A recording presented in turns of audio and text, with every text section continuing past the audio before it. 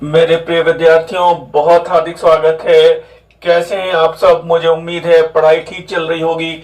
और आज की क्लास को बिना किसी भूमिका के शुरू कर रहे हैं। एक नया सत्र, एक नया सेशन आप देख पा रहे हैं। ये श्रृंखला हमारी एनसीईआरटी पर केंद्रित होगी। एनसीईआरटी के अनमोल प्रश्न, ऐसा करके इस श्रृंखला को नाम दिया है मैंने। पिछले कई दिनों से छात्रों का ये विशेष आग्रह था कि सर कम से कम एक बार एनसीईआरटी को करवा दीजिए, तो मैंने ये क्लास 6 से लेकर 12th तक की, ध्यान दीजिएगा, एनसीईआरटी के अब तक प्रकाशित समस्त संस्करणों को शामिल किया है। और उसमें जो प्रश्न जहां से आए हैं वहां पर हमने कोड भी किया है कि किस क्लास का प्रश्न है। तो मुझे लगता है, मान लिया जाए कि जैसे बीपीएससी की परीक्षा हुई थी और उसमें लगभग 90% प्रश्न केवल एनसीईआरटी के थे, या इधर अब कोई भी परीक्षा, चाहे वो टीजीटी की परीक्षा हो, चाहे वो पीजीटी की परीक्षा हो, मैंने प्रश्नों को इस तरह से प्रोग्राम किया है, डिजाइन किया है, सिंगल लाइनर प्रश्न हो और आपके सिलेक्शन और रिवीजन में वो एक महत्वपूर्ण भूमिका अदा कर सके। ऐसी कोशिश के साथ मैंने इस श्रृंखला को शुरू किया है और ये श्रृंखला जारी रखेंगे हम लोग, जैसा भी सुविधा बनेगी। तो फिलहाल प्रश्न है, इवन क्लास 6 की एनसीईआरटी में, 7th की एनसीईआरटी में, नई और पुरानी एनसीईआरटी में ऐसे ऐसे प्रश्न हैं जिन पर लगभग छात्रों की नजर नहीं है। तो फिलहाल आइए देखते हैं। और पहला प्रश्न आपके सामने स्क्रीन पर है। वो ये कह रहे हैं कि मनुष्यों ने गेहूं और जौ जैसी फसलों को शुरुआत किया होगा ना, ये शुरुआत कहां से मानी जाती है? आप देख पा रहे हैं, ये एनसीईआरटी हमारे अतीत भाग 1 का प्रश्न है। क्लास 6 में चलती है। भाग 1 का मतलब क्लास 6, भाग 2 का मतलब क्लास 7 और भाग 3 का मतलब क्लास 8। तो फिलहाल ये 4 ऑप्शन है आपके पास। देखिएगा, गेहूं और जौ जैसी फसलों को उगाए जाने की शुरुआत कहां से है? सिंध और पंजाब, सुलेमान और कैथर, हिमालय और विंध्य के पहाड़ी क्षेत्रों में, सिंधु और गंगा के मैदानी भागों में। देखिएगा 4 ऑप्शन है। अब यहाँ पर जल्दबाजी में जवाब देने की कोशिश मत करिएगा, बहुत सावधानी से जवाब दीजिएगा। और मुझे ऐसा लग रहा है कि कहीं आपने हिमालय या विंध्य के क्षेत्रों को चुना है, या फिर कहीं आपने सिंध और पंजाब के क्षेत्रों को चुना है, तो जवाब गलत होगा। और यहाँ पर सही जवाब है सुलेमान एवं किरथर पहाड़ी क्षेत्रों में। पहला इंपॉर्टेंट प्रश्न आपके सामने आया है, ध्यान दीजिएगा। मुझे उम्मीद है ज्यादातर लोगों को आंसर पता होगा, क्योंकि क्लास 6 का प्रश्न है, सबने लगभग एनसीईआरटी पढ़ी है। तो ये देखिएगा, ऋग्वेद में उल्लिखित शब्द भरत निम्नलिखित में से किस संदर्भों में प्रयुक्त हुआ है? ध्यान रखिएगा, किस संदर्भों में प्रयुक्त हुआ है। ये प्रश्न भी आपका एनसीईआरटी क्लास 6 से एडेड है। आप देखिएगा, उत्तर पश्चिम में रहने वाले एक कबीलाई आर्य समूह के लिए भरत शब्द की बात आई है, ध्यान दीजिएगा। और इंपॉर्टेंट है, दुष्यंत एवं शकुंतला के पुत्र भरत के लिए। और मुझे लगता है कि आप तुरंत कर पाएंगे, जैन तीर्थंकर ऋषभ देव के पुत्र भरत के लिए, या फिर भारतवर्ष के मूल स्थानीय निवासियों के लिए, ध्यान दीजिएगा। तो अब यहाँ पर मुझे लगता है आप कर पाएंगे, उत्तर पश्चिमी भारत में रहने वाले एक कबीलाई आर्य समूह के लिए। वो ऐसा कह सकते हैं, सप्त सिंधु प्रदेश, जहां पर आर्यों के बसाव की प्रक्रिया शुरू हुई और उसमें एक भरत कबीला है, आपको याद होगा। तो यहाँ पर सही उत्तर है ए। ध्यान दीजिएगा, गलतियां ना हो। और अगले प्रश्न को देखिएगा, निम्नलिखित पुरा स्थलों में कहां से मनुष्य के आखेटक और खाद्य संग्राहक होने के साक्ष्य हमें नहीं मिलते हैं? ध्यान दीजिएगा, बड़ा इंपॉर्टेंट प्रश्न है भाई। कहां से हमें मनुष्य के आखेटक और खाद्य संग्राहक होने के साक्ष्य नहीं मिलते हैं? तो ध्यान दीजिएगा, साक्ष्य नहीं मिलते हैं। ऑप्शंस को थोड़ा देखिएगा, कुरनूल की गुफाएं, होसंगी, भीमबेटका और चिरान। यहाँ पर बहुत सारे प्रश्न हैं भाई, देखिएगा बहुत सारे प्रश्न हैं। और यहाँ पर सही जवाब है चिरांद। तो अब मुख्य बात यह है कि इन चारों विकल्पों में चिरांद क्यों है? इन चारों विकल्पों में चिरांद क्यों है? तो थोड़ा सा डिटेल आप देख लीजिए। यहाँ पे चिरांद एक नवपाषाणकालीन स्थल है। ध्यान रखिएगा वो खाद्य उत्पादक है। ये नवपाषाण काल आपको पता है, यहाँ पर हड्डियों के विशेष उपकरण वगैरह मिले हैं, लेकिन बाकी के वो 3 क्यों हैं ये भी देख लीजिए आप।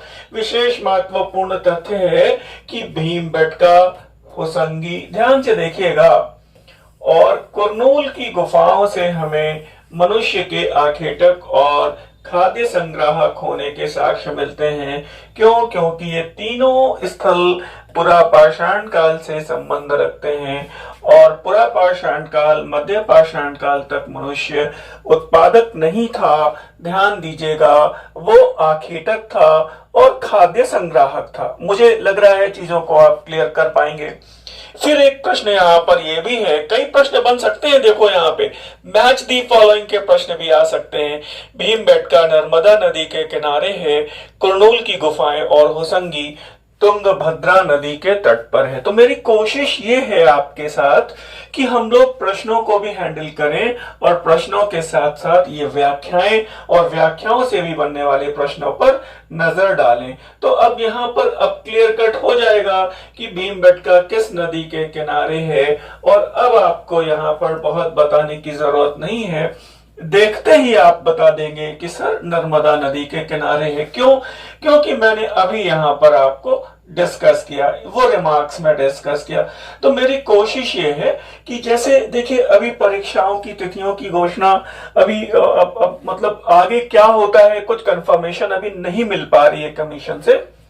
अगर ये परीक्षाएं थोड़ा सा समय मिलता है हमको, बाय द वे ईश्वर करे कि परीक्षा हो जाए समय पर, तो परीक्षा हो जाती है तो थोड़ा प्रश्नों की संख्या कम होगी।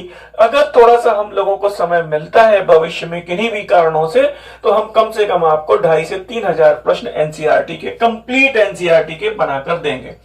तो फिलहाल अब अगले प्रश्न को देख लीजिए। ये कह रहे हैं कि पुरापाषाण कालीन स्थल कुरनूल की गुफाएं और होसंगी किस नदी के तट पर हैं, और मुझे उम्मीद है अब आप इसको कर पाएंगे, तुरंत देखते ही कर पाएंगे, तुंगभद्रा नदी के तट पर हैं। इतने सटीक प्रश्न, एक एक लाइन के प्रश्न हैं, और टीजीटी के लिए बहुत इंपॉर्टेंट है, पीजीटी के लिए बहुत इंपॉर्टेंट है। थोड़ा सा देखिएगा, वो ये कह रहे हैं कि नवपाषाण कालीन स्थलों को चिन्हित करिए। ये जो दिए गए आपको 6 स्थल दिए गए हैं यहाँ पे, और इसमें कह रहे हैं कि वो नवपाषाण कालीन स्थलों को चिन्हित करना है। तो दावजली हेडिंग है या नहीं, पहले आप ये बताइए, है या नहीं? तो ध्यान दीजिएगा, है। कोलडेवा आपको पता ही है, यहाँ पे चावल की खेती का प्रमाण है। मेहरगढ़ आपको पता ही है नवपाषाण कालीन स्थल है। चिरांद आपको पता ही है नवपाषाण कालीन स्थल है। मैगड़ा और पिपलीहल भी हैं। तो कुल मिला के यहाँ पे आपके पास विकल्प क्या आएगा? उपरोक्त सभी। मुझे उम्मीद है आप देख पा रहे होंगे, और ये भी पता होना चाहिए कि ये स्थल किन मायनों में महत्वपूर्ण है। चूंकि हम लोग अभी एनसीईआरटी को फोकस करके चल रहे हैं, तो केवल एनसीईआरटी ही डिस्कस करेंगे, आगे के कॉन्सेप्ट डिस्कस नहीं करेंगे। जहां पे जरूरत होगी वहां पर हम बता देंगे। क्यों? क्योंकि इसमें सब कुछ आपको पता है, चिरांद भी पता है, पिपलीहल भी पता है, कोलडेवा सब पता है, मेहरगढ़, मैगड़ा। अब देखिएगा, ये बहुत शानदार प्रश्न है, पहले प्रश्न को देख लीजिए आप। अमेजिंगली ये क्लास 6 का प्रश्न है, और ये ताजुब हो सकता है कि पुरापाषाण काल के संदर्भ में दबाव शल्क तकनीक यानी कि प्रेशर फ्लेकिंग तथा पाषाण से पाषाण टकराना तकनीक, इंपेंस स्टोन टू स्टोन टेक्निक का संबंध किस प्रक्रिया से है। मुझे उम्मीद है आपने प्रश्न को बहुत अच्छे से देख लिया होगा, स्क्रीनशॉट ले सकते हैं। मैं थोड़ा सा स्क्रॉल करूंगा ताकि आप चारों विकल्प अच्छे से देख पाए। तो यहाँ पे पहला कह रहे हैं आग जलाने की तकनीक है, यानी कि ये स्टोन जो दबाव शल्क तकनीक है या पाषाण से पाषाण टकराना, वो इंपेंस स्टोन टू स्टोन टेक्निक है क्या? आग जलाने की तकनीक है, जानवरों की खाल या पेड़ों की छाल उतारने की तकनीक है, पाषाण निर्माण की प्रक्रिया की तकनीक है, या महापाषाणी कब्रों की दीवार बनाते समय पत्थरों के आपसी संयोजन की तकनीक है। तो चलिए मैं बता देता हूं आपको, यहाँ पर ये 2 विकल्प तो है नहीं शुरू वाले, और मुझे लगता है कि शुरुआती दौर में आपने आग जलाने की तकनीक को चुना होगा। मैंने विकल्पों को भी इतना सोच के इतना बेहतरीन ढंग से कोरिलेट किया है कि आपको लगे कि गलतियां कर जाएं आप। तो फिलहाल ये जो दो तकनीक आप देख पा रहे हैं वो पाषाण उपकरण निर्माण प्रक्रिया की तकनीक है। और फिलहाल अगले प्रश्न पर जाइएगा और उसके पहले ये रिमार्क देख लीजिएगा। और पाषाण उपकरण के निर्माण के लिए दो तकनीकें उपयोग में आती थी, रिमार्क्स भी दिए हैं। और पत्थर से पत्थर टकराना इम्पेंज स्टोन टू स्टोन टेक्निक है, ध्यान दीजिएगा, स्क्रीनशॉट ले लीजिएगा। और दबाव शल्क तकनीक है जिसको प्रेशर फ्लैकिंग कहा जाता है। इसमें क्रोट को एक स्थिर सतह पर टिका देते हैं और इस क्रोट पर हड्डी या पत्थर रखकर उस पर हथौड़ी नुमा पत्थर से शल्क निकाले जाते हैं। फिलहाल ये देखिएगा और ये क्वेश्चन क्या कह रहा है कि निम्नलिखित किस पुरापाषाणिक स्थल से हमें राख के साक्ष्य मिलते हैं। ध्यान दीजिएगा, राख के साक्ष्य मिलते हैं होसंगी से, कुरनूल की गुफाओं से, भीमबेटका से या फिर आदमगढ़ की गुफाओं से। तो मुझे लग रहा है अब आप कर पाएंगे और यहाँ पर बहुत आराम से जवाब दे पाएंगे। वो जवाब है कुरनूल की गुफाओं से। तो ये भी आपको पता होगा कि भीमबेटका और आदमगढ़ से हमें वो शैलाश्रयों में हमें चित्रकारी के साक्ष्य मिलते हैं। भीमबेटका की खोज किसने की थी, आदमगढ़ में जो जो गुफाओं में जो प्रमुख चित्र है वो कौन सा है, ये सब एनसीईआरटी में धीरे धीरे हम लोग देख पाएंगे। और ये रिमार्क यहाँ पर देख लीजिएगा कि कुरनूल की गुफाओं में हमें राख के साक्ष्य मिलते हैं। इससे पता चलता है कि पुरापाषाण काल के लोग आग से परिचित रहे होंगे। अब देखिए यहाँ पर ये भयानक बात आ रही है। अब आप कहेंगे सर ये कैसी बात हो रही है, तो ध्यान दीजिएगा, पुरापाषाण काल के लोग, उच्च पुरापाषाण काल के लोग अग्नि से परिचित थे। अग्नि से परिचित थे क्यों? क्योंकि आग लग जाती थी जंगलों में गर्मियों के मौसम में, पत्तों के टकराने से, टहनियों के टकराने से जंगलों में आग लग जाती थी। मतलब पुरापाषाण काल, उच्च पुरापाषाण काल के लोग अग्नि से परिचित हैं। बहुत विशेष ध्यान दीजिएगा, अग्नि से परिचित हैं, बहुत बड़ी बात है। लेकिन अब एक मामला ये है कि इस काल में मनुष्य के लिए अग्नि भय का और डर का प्रतीक थी। अग्नि से मनुष्य डरता था। अग्नि का संतुलित प्रयोग करना, आग को जलाना और बुझाना, यानी कि अग्नि का आविष्कार किस काल में हुआ। तो अब मुझे लगता है कि अब आपके लिए ये बात बहुत क्लियर कट हो गई कि अग्नि का आविष्कार, आविष्कार का मतलब कि आग का संतुलित प्रयोग करना, आग का अपने व्यक्तिगत रूप में वो जलाना और बुझाना, मांस को भूनना, वो जैसी प्रक्रिया थी वो मनुष्य ने नवपाषाण काल में सीखी है। तो मुझे लगता है कि ये डाउट आपका बहुत क्लियर हो गया होगा और अब परेशानी नहीं आनी चाहिए। आग से परिचय है, लेकिन आग को जलाना और बुझाना वो कहाँ सीखा है? नवपाषाण काल में। वो कह रहे मछली मनुष्य के भोजन का महत्वपूर्ण अंग बन गई। पाषाण काल के किस कालखंड में मछली मनुष्य के जीवन का महत्वपूर्ण अंग बन गई, भोजन का महत्वपूर्ण अंग बन गई? तो ध्यान दीजिएगा, मछली आपने पहले सीखा है हमारे साथ, ये सब हमने पढ़ाया भी है। और अमेजिंगली ये क्लास 6 के प्रश्न है। ये पूछा जाता है कि किस कालखंड में मनुष्य ने मछली का शिकार करना सीखा। तो यहाँ पे 3-4 विकल्प हैं, पुरापाषाण काल, मध्य नवपाषाण काल, ताम्रपाषाण काल। तो अब आप जवाब दे सकते हैं और कहीं गलती से भी आप यहाँ पर नवपाषाण काल को मत चुनिएगा और यहाँ पर जवाब है मध्य पाषाण काल। बहुत अच्छा प्रश्न है, छोटे प्रश्न है, लेकिन ऐसे नेचर में प्रश्न है जो आपके लिए परीक्षा में कंफ्यूजन क्रिएट कर सकते हैं। फिर देखिएगा कितना बढ़िया है कि प्रागैतिहासिक काल के विभाजन में कौन सा एक शामिल नहीं है। कितना सरल प्रश्न है, पुरापाषाण काल, महापाषाण काल, नवपाषाण काल, मध्य पाषाण काल। और अगर आपको लग रहा है कि ये चारों शामिल हैं तो गलत हो जाएगा। ये महापाषाण काल, ये बहुत इंपॉर्टेंट है, वो प्रागैतिहासिक काल के त्रिस्तरीय विभाजन में शामिल नहीं है। दक्षिण भारत की महापाषाणिक संस्कृतियां आपने पढ़ी होंगी।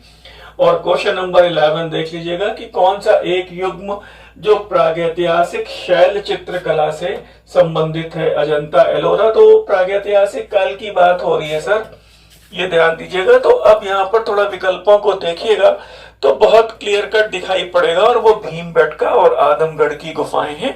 बाजा और कारले भी नहीं है, एलिफेंटा और अमरावती भी नहीं है, अजंता और एलोरा भी नहीं है। और मैंने विकल्पों को इतना बढ़िया से संयोजित किया है कि आप कहीं जल्दबाजी में, ओवर कॉन्फिडेंस में गलतियां ना कर जाएं। तो ये ध्यान दीजिएगा, जो छात्र नए जुड़ रहे हैं इस प्रश्न पत्र का पीडीएफ हमसे ले सकते हैं, निःशुल्क ले सकते हैं। वो आपको स्क्रीन पर दिए गए नंबरों पर संपर्क करना होगा।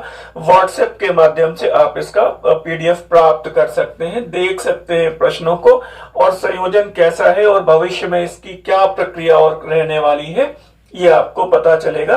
विनम्रता पूर्वक आपको मैं एक सूचना दे रहा हूं, और वो ये सूचना ये है कि आपके अध्ययन के रिवीजन और अंतिम चरण में प्रैक्टिस के लिए हम लोगों ने मॉडर्न इंडिया की ये हमारी अमृत मंजरी देख पा रहे हैं, टॉपिक वाइज 2000 प्रश्नों का संकलन है, व्याख्या के साथ है, कठिन प्रश्नों की व्याख्या के साथ है।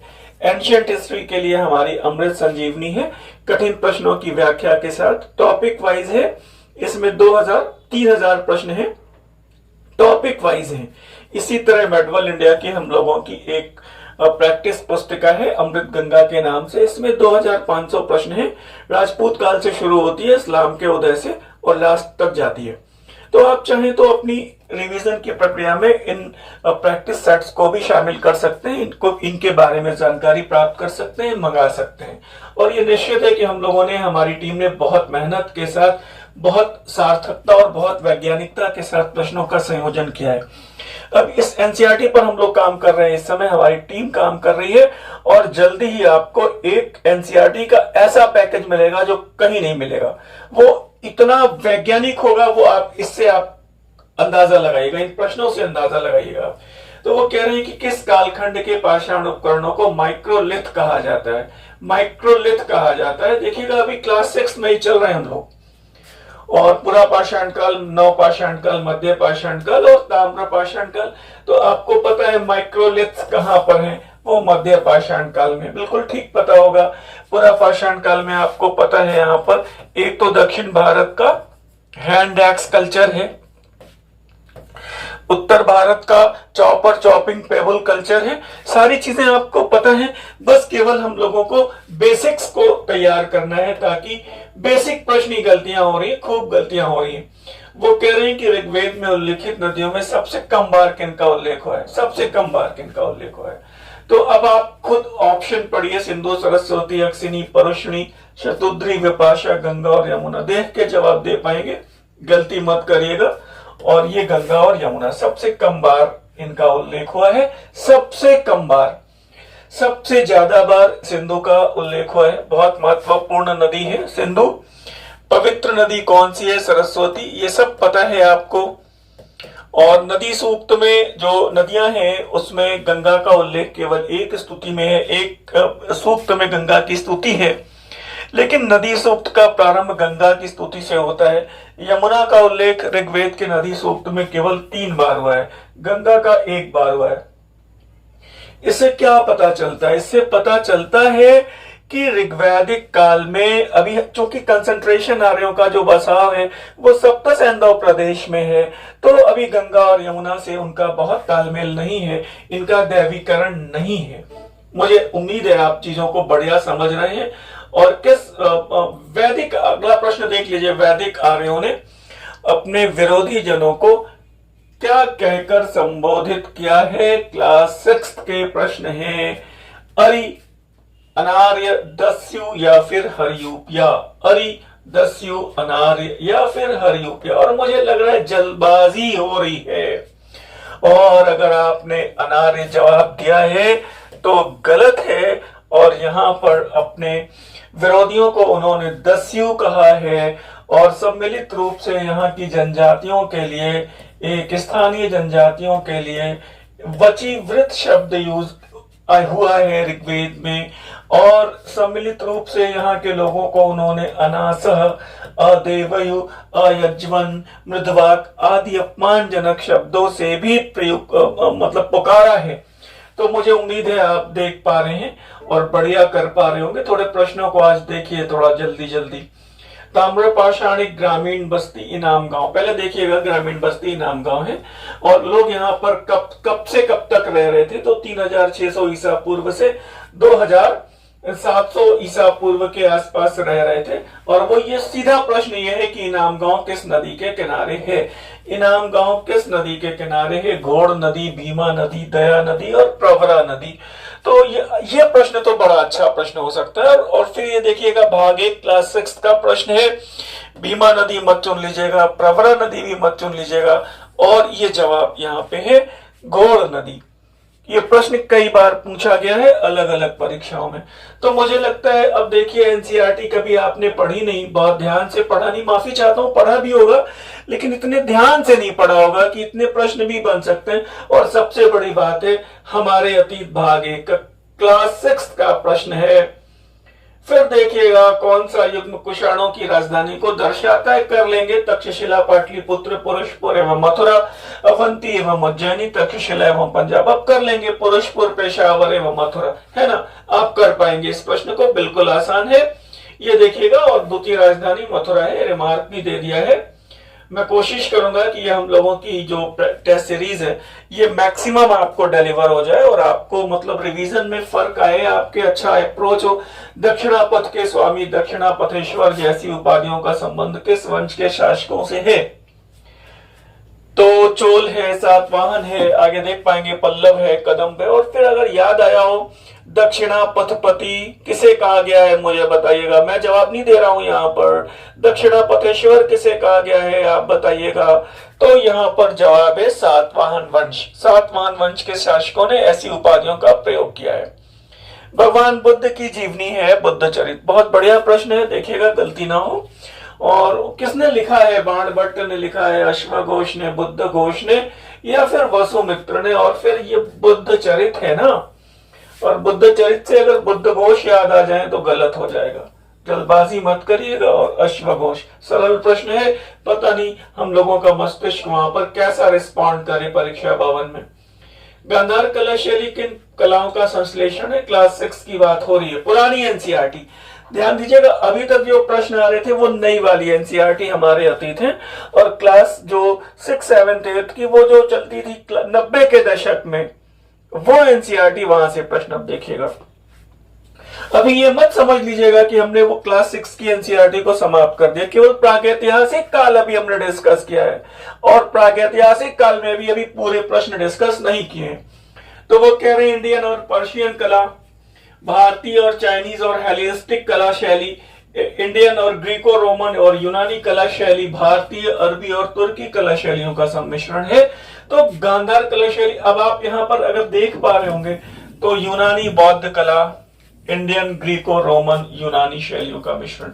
इतने सटीक प्रश्न है भाई, प्रमाण सामने है। क्लास 6 की पुरानी वाली एनसीईआरटी हो तो देख लीजिएगा, और ना हो तो ऑनलाइन ये उपलब्ध है ही।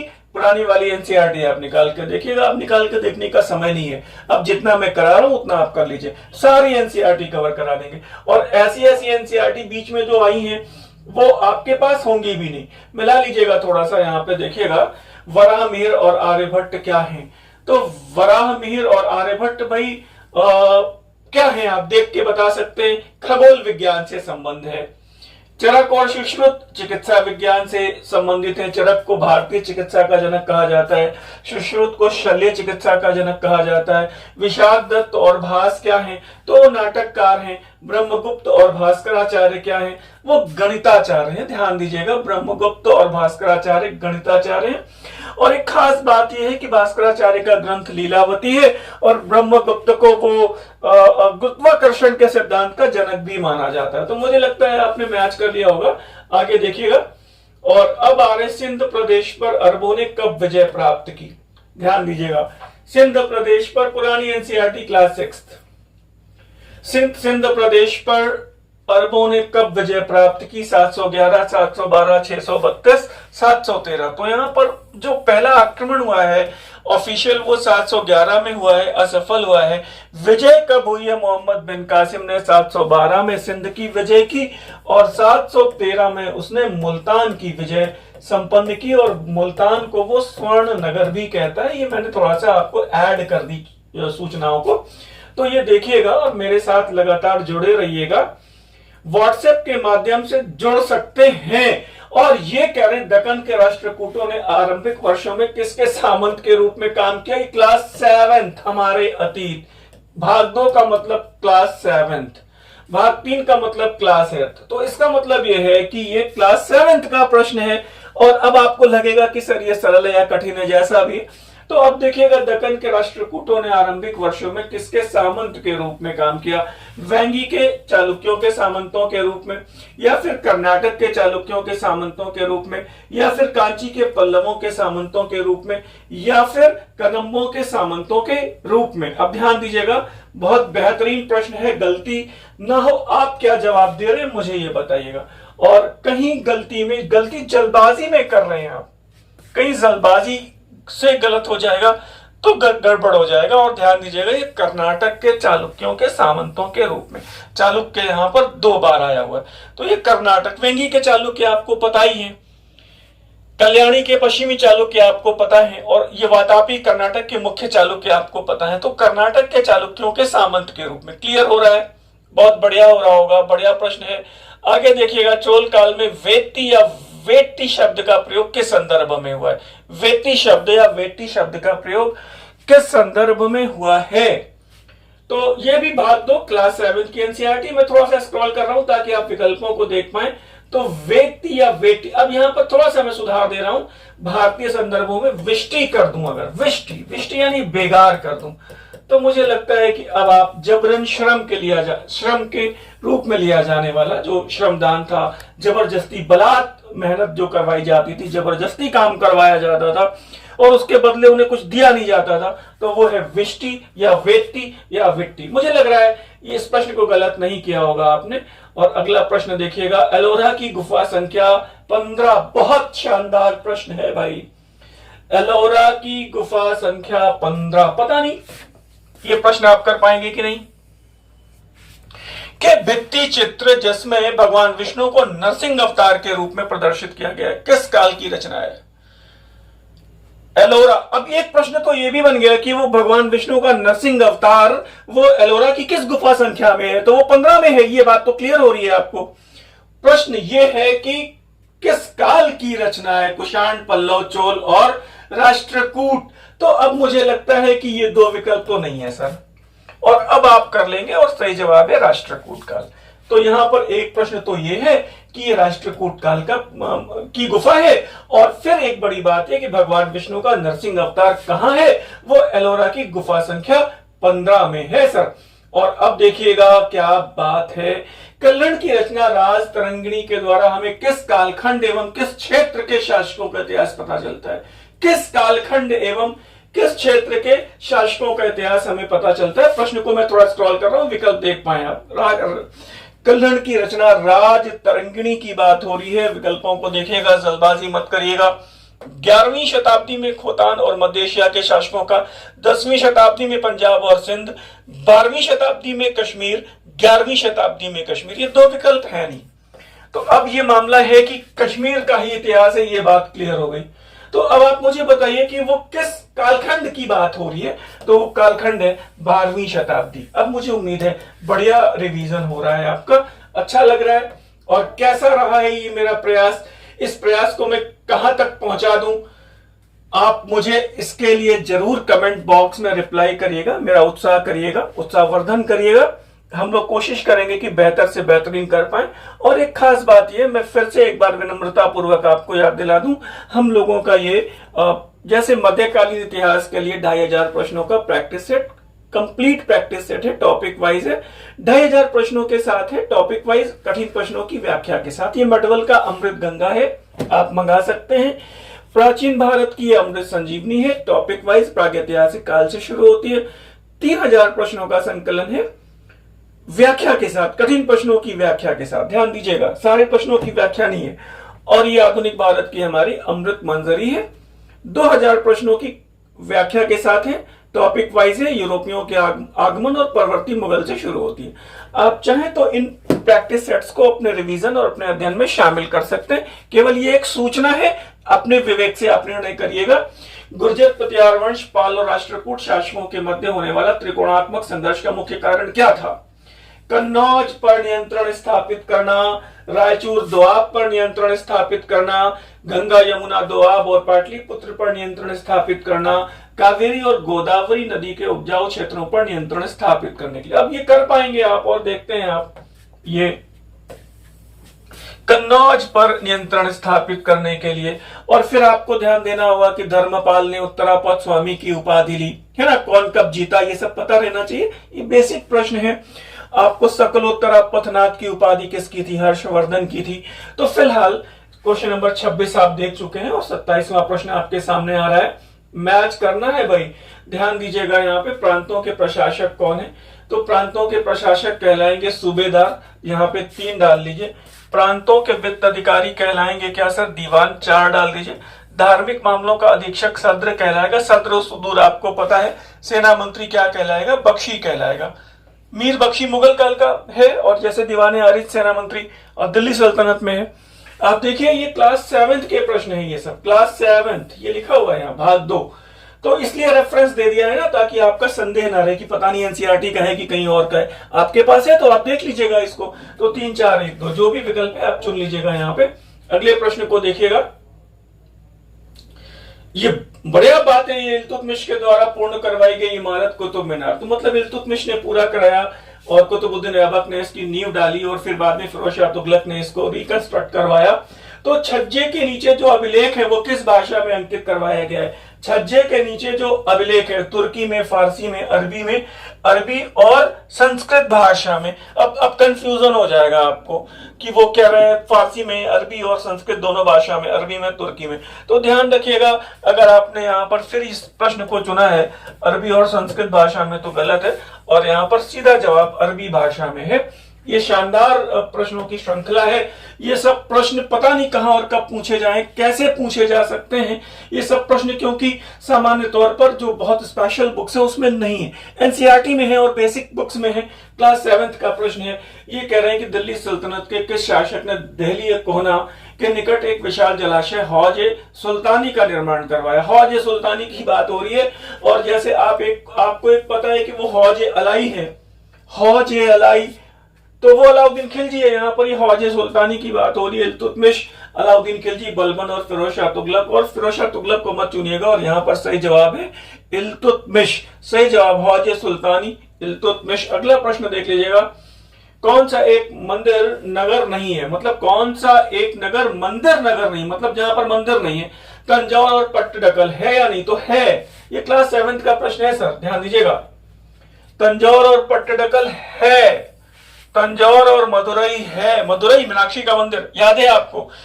पट्टडकल के मंदिर आपको याद होने चाहिए। तिरुपति और कांचीपुरम है।